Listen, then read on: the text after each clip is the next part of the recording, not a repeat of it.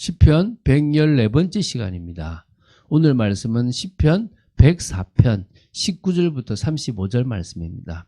33절부터 35절 말씀을 보고 합독하고 시편 104편 두 번째 시간을 가지도록 하겠습니다. 그러면 시편 104편 33절부터 35절 말씀을 한 목소리로 합독하도록 하겠습니다.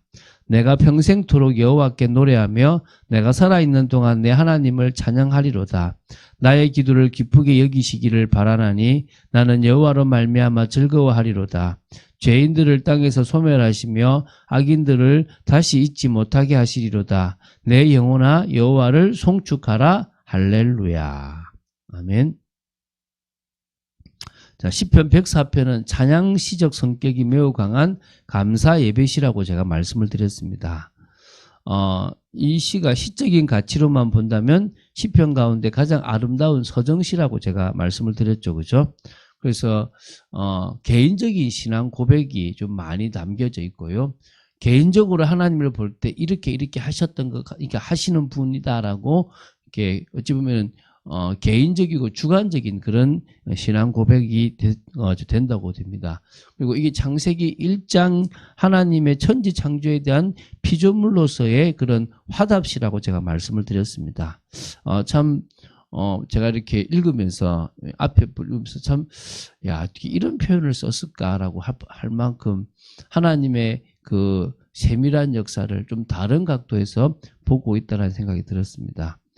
이 시를 지은 사람이 70인역에서는 다윗이라고 얘기하고 우리가 지금 보고 있는 개역 개정에서는 이게 좀 저자 미상으로 나온다고 말씀드렸습니다. 그러나 이 시가 103편과 같이 내 영혼아 여호와를 송축하라라는 말씀이 앞뒤로 있는 걸 봤을 때는 다윗이 쓴 부분이 맞지 않겠나라는 것들이 지금 좀 있다고 그랬죠. 그죠? 자, 그러면은 이 시편 104편에 대한 내용 구조를 좀 살펴보겠는데요. 총 9부분이라고 말씀드렸습니다. 어제 우리가 1절부터 18절을 통해서 4부분을 보았습니다. 그래서 3일째까지 보았고요. 오늘 19절부터 35절을 통해서 5부분을 보는데 4일째부터 시작해서 7일째까지의 천지 창조와 관계된 부분들을 보게 될 거라 생각됩니다. 그래서 우리 첫 번째는 1절의 앞부분인데 여호와를 송축하라라는 그런 부분에 대한 어떤 명령을 촉구하는 부분이고요. 그리고 1절 뒷부분부터 2절 첫 번째까지가 창조의 첫째 날과 관련되어 있는 빛과 관계된 것을 이야기했다 그랬습니다.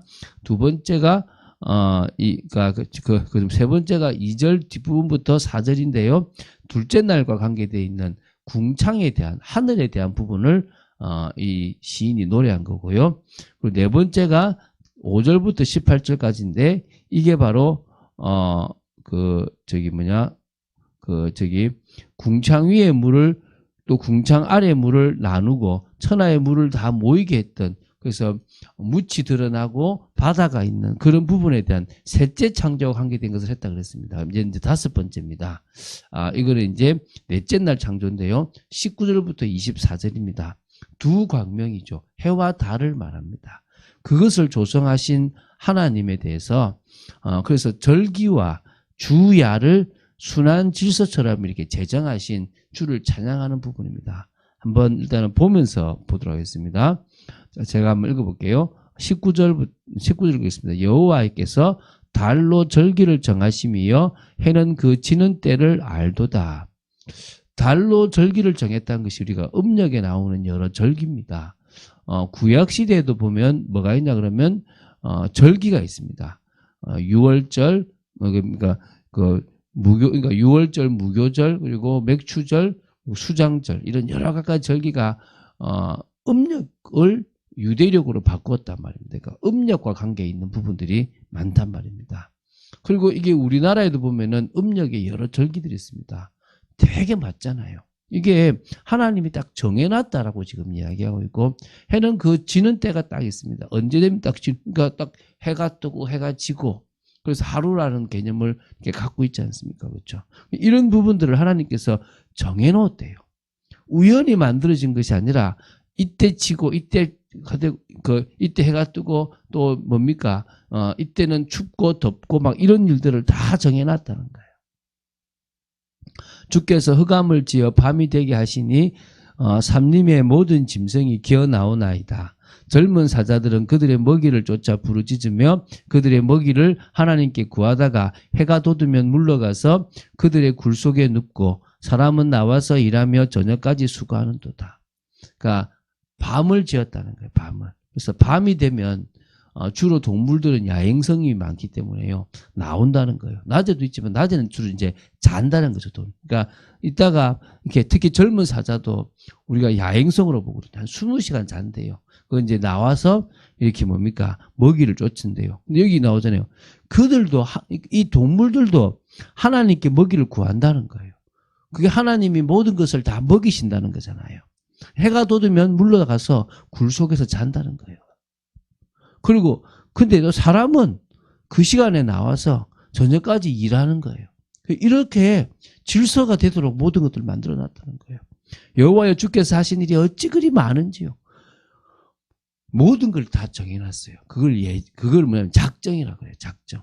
아주 넓은 개념이에요.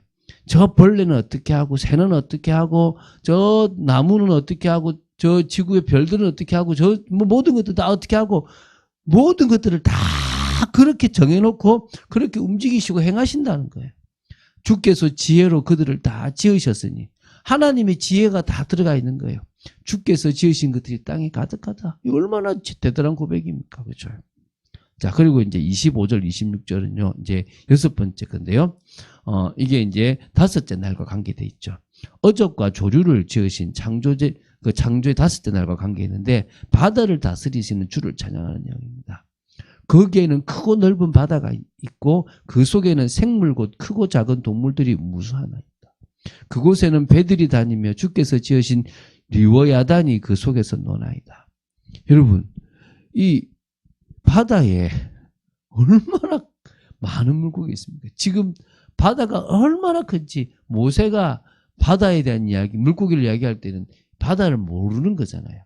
얼마나 바다가 큽니까? 얼마나 깊습니까? 지금도 발견되지 못한 생물들이 저 심해저에는 있다라고 사람들이 알고 있잖아요. 그 무수하게 크고 작은 동물들을 다 하나님이 지으셨습니다.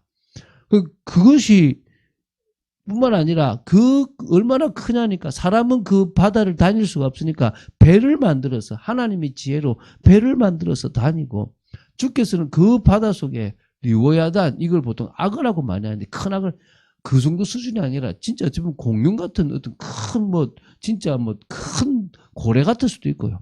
그런 존재가 그 넓은 바다를 자기의 안방처럼 놀이터처럼 논다라고 표현하고 있습니다. 이거 얼마나 인간이 상상할 수 없을 만큼의 큰 바다잖아요. 그 앞에 인간은 아무것도 아닌 거예요, 사실은.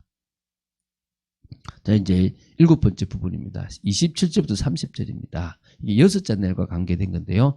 땅의 동물과 사람들을 지으신 그 부분입니다. 생명을 주관하시는 주를 찬양하는 내용이죠. 이것들을 다 주께서 때를 따라 먹을 것을 주시기를 바라나이다. 전 세계에 있는 모든 생물을 먹이시는 분은 하나님이십니다.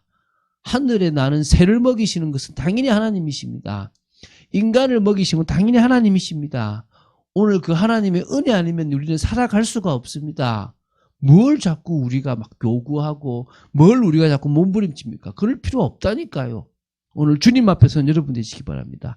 주께서 주신 적 그들이 받으며 주님이 주시면 인간이나 모든 생물들은 받아 먹어요. 주께서 손을 펴신 적 그들이 좋은 것으로 만족하다가 그 개인에게 주시기를 하시니까 모든 개인은 자기에게 좋은 거니까 만족하는 거예요. 주께서 낯을 숨기신 즉 그들이 떨고 그렇잖아요. 주님이 안 계시면 이 세상의 모든 것들은 아무것도 아닌 거예요. 떨 수밖에 없습니다. 주께서 그들의 호흡을 거두신 즉 그들은 죽어 먼지로 돌아가나이다. 이게 흙에서 이게 왔잖아요. 다 다시 흙으로 돌아가는 거예요. 주님이 생명을 거두가 버리시면 또 주의 영을 보내어 그들을 창조하사 지면을 새롭게 하시나이다. 한 세대가 태어나서 살아가다가 끝나면 다음 세대가 있습니다. 하루살이는 오늘이 끝이고 내일도 또 다른 또 하루살이가 있는 것이고 인간은 약 70년, 80년 그렇게 돌아가는 거고요. 동물들은 각자의 나이를 따라서 다 새롭게 하나님께서 성령의 역사로 계속적으로 다음 세대로 계속 새로운 생명이 거듭나도록 계속 하신다는 거예요. 먼지로 돌아가건 돌아가고 다시 또 새 생명이 태어나고 이 얼마나 이게 자연의 섭리입니까? 그런데 그 섭리를 누가 주관하십니까? 여호와 하나님이 주관하신다니까요. 오늘 이게 믿어져야 될 줄로 믿습니다. 이제 8번째 부분입니다. 31절부터 35절 앞부분까지인데요. 모든 창조 사역을 마치고 안식하신 창조 7째 날과 관련하여 주의 영광이 영원하기를 기원하는 그런 부분입니다. 31절입니다. 여호와의 영광이 영원히 계속할지며. 당연하잖아요. 이 세상이 존재하는 동안이 아니라 이 세상이 존재하기 전부터 이 세상이 사라진다 하더라도 영원히 그 영광은 영원할 것이고요. 여호와는 자신께서 행하시는 일들로 말미암아 즐거워하시는 거예요. 영광 받으시는 겁니다. 기쁜 겁니다. 당신이 하셨던 모든 것들이. 그가 땅을 보신 즉 땅이 진동하며 산들을 만지신 즉 연기가 나는도다. 하나님이 하시는 모든 그 행동에 이 천지 만물은 다 반응하게 되어 있고 영향을 받게 되어 있는 겁니다. 내가 평생도록 여호와를 노래하며 내가 살아있는 동안 내 하나님을 찬양하리로다.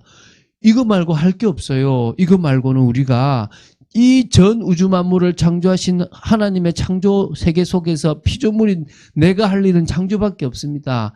우리가 안 한다면 하나님은 돌들을 들어서도 찬양한다 그러지 않습니까? 나의 기도를 기쁘게 여기시기를 바라나니 나는 여호와로 말미암아 즐거워하리로다. 당연하지 않습니까? 내 기도를 기쁘게 받아주실 수만 있으면 나는 영광인 거예요. 나는 여호와로 말미암아 즐거워하는, 여호와가 아니면 나는 즐거워할 수 없는 존재입니다. 죄인들을 땅에서 소멸하시며 악인들을 다시 잊지 못하게 하시리로다. 공의로우신 하나님은요, 이 세상의 모든 피조물들이 다 살아가기처럼 하지만 결국 악을 심판하시고 죄인들을 심판하시는 분이십니다. 하나님은 당신이 만드신 이 세계가 가장 선하고 아름답게 돌아가기를 원하시는 분이십니다. 그 앞에 우리는 아무것도 아닙니다. 마지막 9번째 부분입니다. 35절 뒷부분입니다. 1절과 똑같죠. 이 수미상관법을 이게 했는데요. 만물을 지으시고 보존하신 하나님의 섭리에 대한 감사 찬양을 존결하는 송령입니다. 내 영혼아 여호와를 송축하라. 할렐루야. 우리는 당연히 이룰 수밖에 없는 존재 아닙니까? 오늘 믿으십니까? 하나님 앞에 우리의 존재가 어떤 존재인지. 오늘 그것이 여러분 고백되면 됩니다. 그래서 여러분 점검하세요. 여러분 정말 여러분 자신이 하나님의 그 영광을 드러내고 하나님의 뜻을 이루는데 방해되는 게 뭔지 싸우시라니까요. 이거는 정말 내가 싸워야 될 거지 않습니까? 그리고 정말 믿음의 삶을 살아가야 되고 하나님의 영광이 있는 삶을 살아가야 될 줄로 믿습니다. 그런 축복이 있는 여러분 되시기를 주 예수 그리스도 이름으로 축원드립니다. 주는 그리스도시요 살아계신 하나님의 아들이심을 고백합니다. 오늘도 귀한 말씀 주심을 감사합니다. 이 시인의 고백처럼 천지를 창조하신 창조주 하나님을 우리 아버지로 모실 수 있는 그 자체가 얼마나 감사한지 모르겠습니다. 아버지 하나님, 그 은혜가 늘 넘치는 저희들 되도록 지켜주시고 하나님의 뜻과 통하는 저희들의 인생이 되어지기를 간절히 소원합니다. 주 예수 그리스도 이름으로 기도드립니다. 아멘.